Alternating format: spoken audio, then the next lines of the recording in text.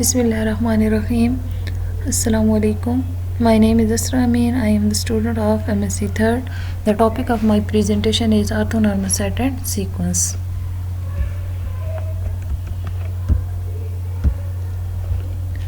Here is outlines of my topic, orthonormal set and sequence. First of all, we will discuss the definition. Then I will give you examples. Then Pythagorean relation, lemma of linear independence.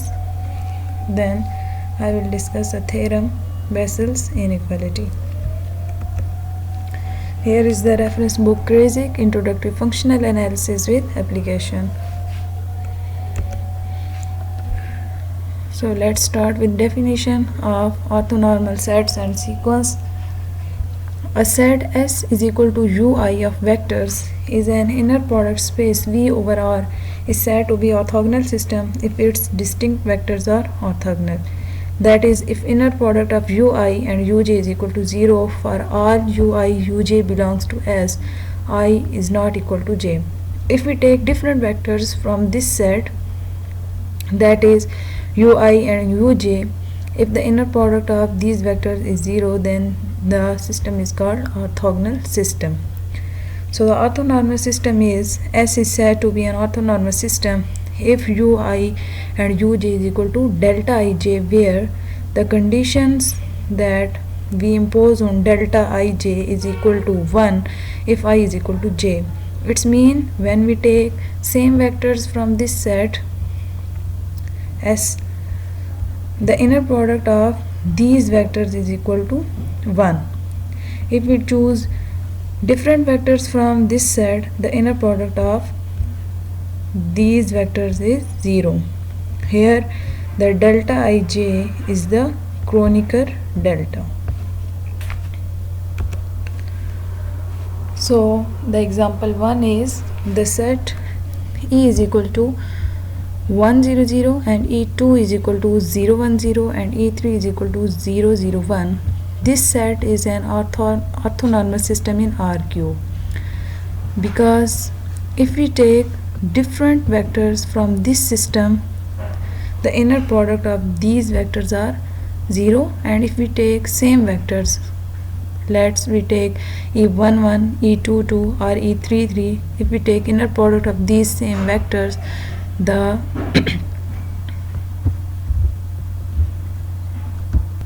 if we take inner product of these same vectors, the inner product of these same vectors will be 1.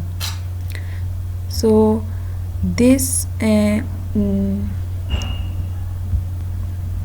so in this system the conditions of orthonormal system are satisfied. So this system is orthonormal system in R cube. In example 2, we take a system in R4 of vectors U1, U2, U3 and U4. This system is also orthonormal system in R4. Okay, you will check these.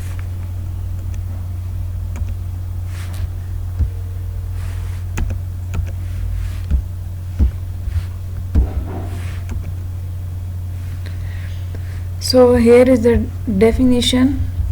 If an orthogonal or orthonormal set M is countable, if the set is countable, then we can arrange it in a sequence and call it an orthogonal or orthonormal sequence. Okay. Now we will discuss a well-known relation that is known as Pythagorean relation. The statement of this relation is, for orthogonal elements x and y, we have inner product xy is equal to 0, so that we readily obtain by Pythagorean relation. So we can prove this relation by as the norm of x plus y square is equal to, we can write as this, as we know norm of x square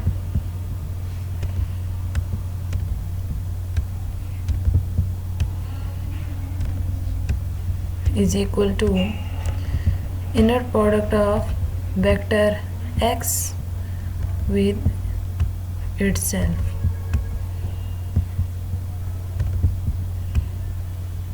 Okay, so we have a vector x plus y. We can write it in the inner product form like this.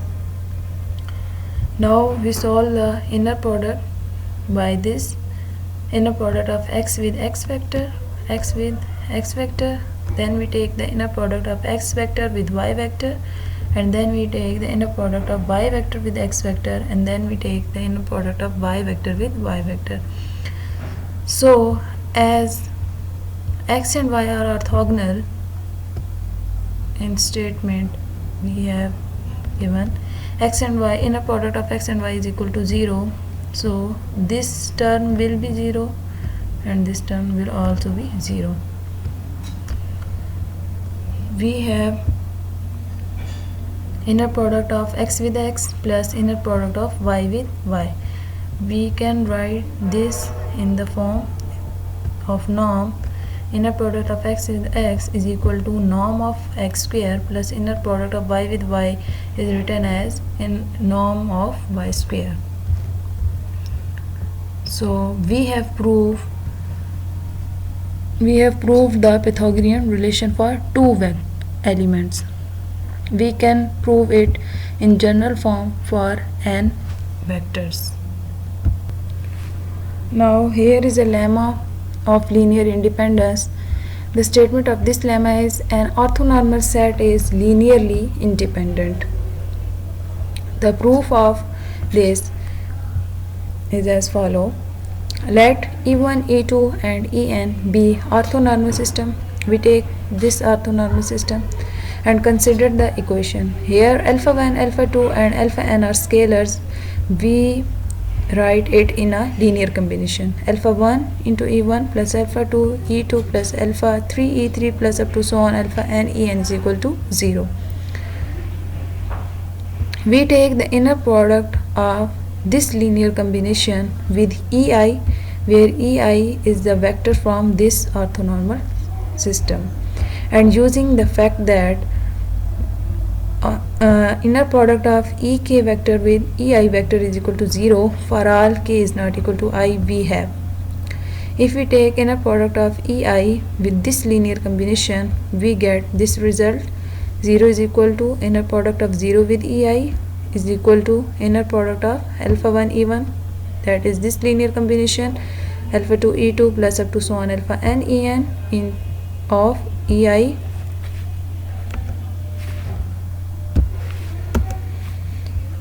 Now we take common scalars from this inner product.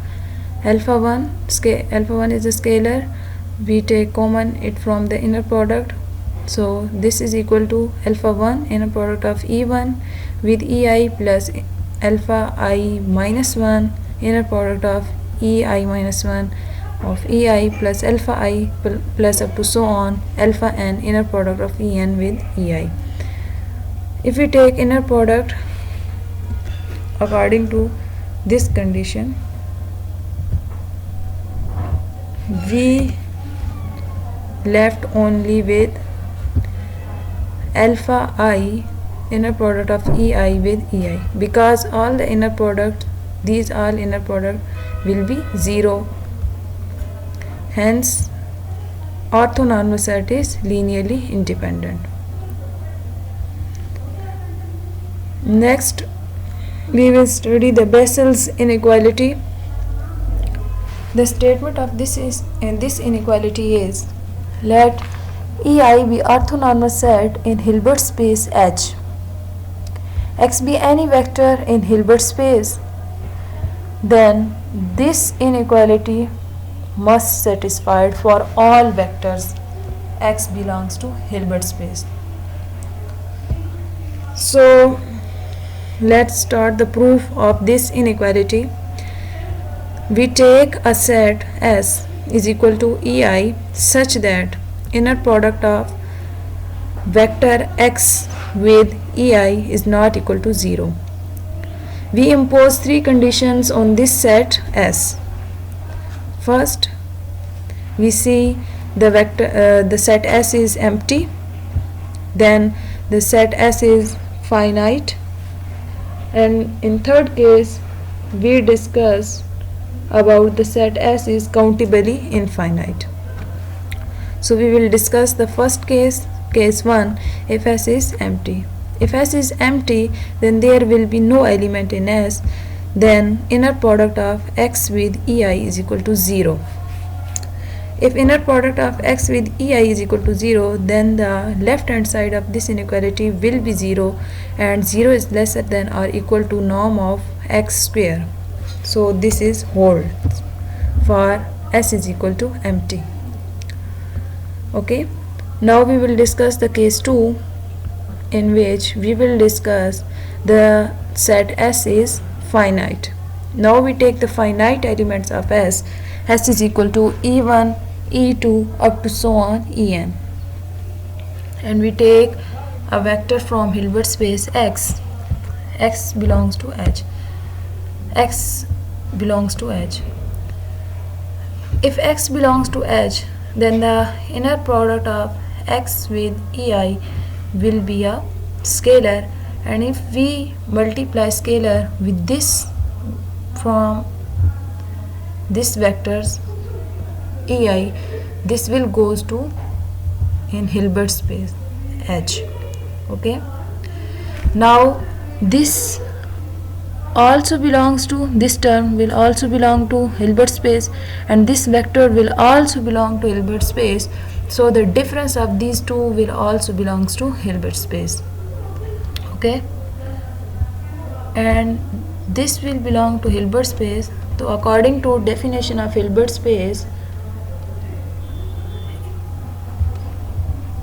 if some vector belong to Hilbert space, this will be written in the form norm of X square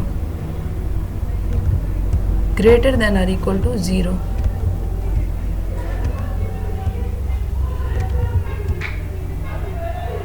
According to the definition of Hilbert space, norm of square of every vector of Hilbert space is greater than 0. Okay, now we write the norm of X square in the form of this. Norm of X square is equal to inner product of X with X vector, that I have told you before in previous slide. Inner product of X with X. Okay, so we have given this vector X minus summation I is equal to 1 to n, inner product of X vector with EI vector into EI vector. So we can write it in the inner product form, X minus summation this with X minus summation j is equal to 1 to n is greater than or equal to 0. Now we take the inner product of X with X. Okay, then this is the left argument of inner product space, and this one is the right argument of inner product space, and this summation is scalar, and this summation is scalar in left argument. Okay, if we take common scalar from right argument, then the inner product will be in the form of conjugate, and if we common scalar from left argument, then it will be in this form. So we take inner product of X with X, then this is a scalar, so we can write it in the form summation j is equal to 1 to n, inner product of X vector with EJ vector conjugate into inner product of X vector with this vector EJ vector. Okay, then a negative sign minus. Now we will take common this scalar from inner product. Summation I is equal to 1 to n x inner product of x vector with ei vector into inner product of ei vector with x vector plus summation, we write summation in 2 times, summation I is equal to 1 to n into summation j is equal to 1 to n, and the inner product of x with ei into inner product of x into ji conjugate, then the inner product of ei vector with ej vector, and that whole term is greater than or equal to 0.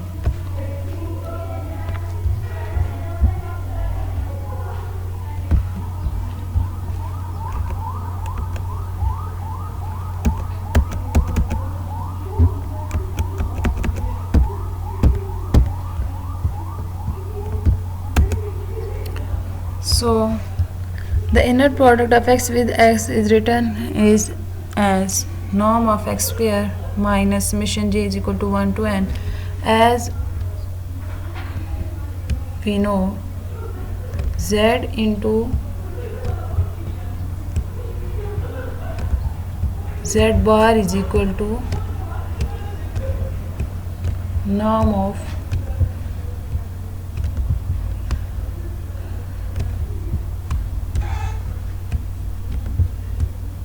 z square. Okay, so we use this relation here. Okay, minus summation I is equal to 1 to n inner product of x with ei into inner product of x with ei conjugate. As we know, here we use this relation, inner product of x vector with y vector,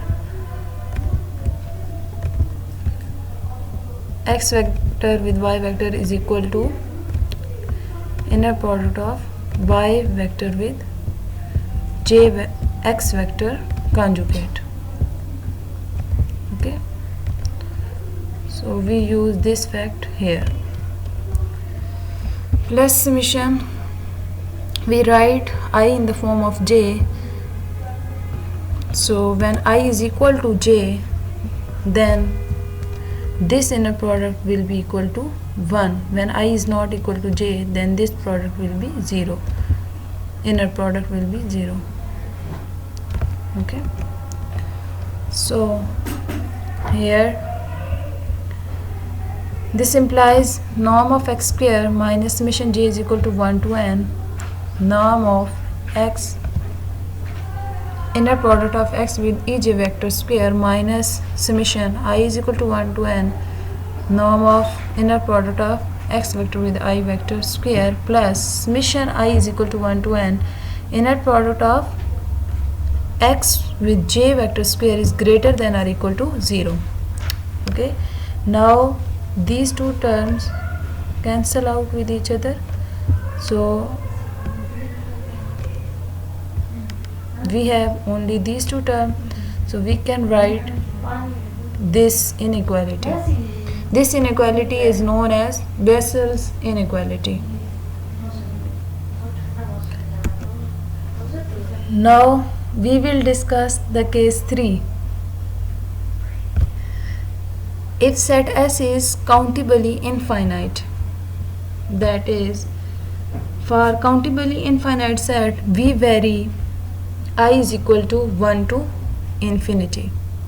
Okay, if set S is countable infinite, first of all we will check whether the series is convergent. So the series is convergent if the partial sum of sequence will be convergent. So we construct a partial sum Sn is equal to summation I is equal to 1 to n, inner product of x with ei square. Let m is greater than n, and we find norm of Sm minus Sn is equal to, so the terms are cancel out and the sum starting from I is equal to 1 to n to m, summation I is equal to 1 to n, I is equal to n plus 1 to m, inner product of x with ei vector square. So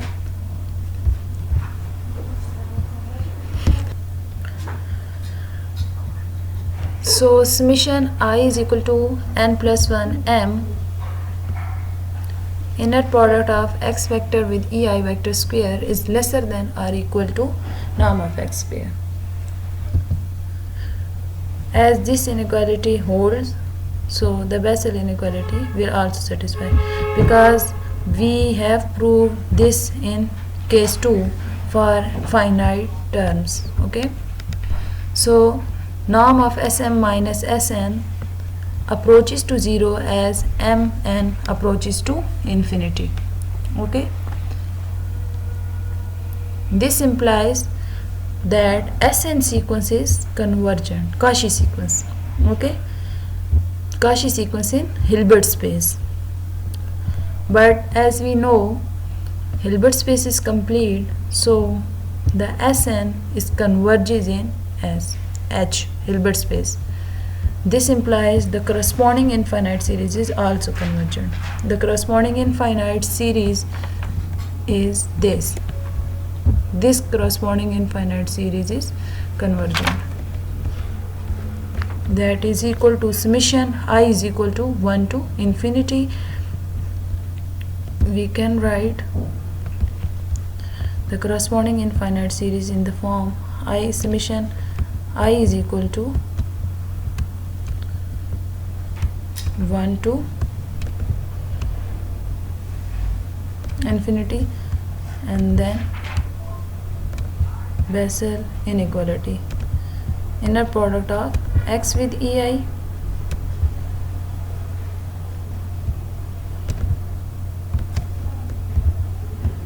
square is lesser than or equal to norm of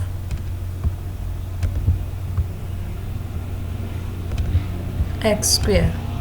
Okay, this series will be convergent. If this series will be convergent, we can write this result. This result is true for all vectors. So we have proved the Bessel inequality for 3 cases when the set S is empty. That is case number 1, this one, and in case 2 we have proved Bessel inequality when the set S is finite, and we have proved Bessel inequality when S is countably infinite. So this is all about. So very thank you.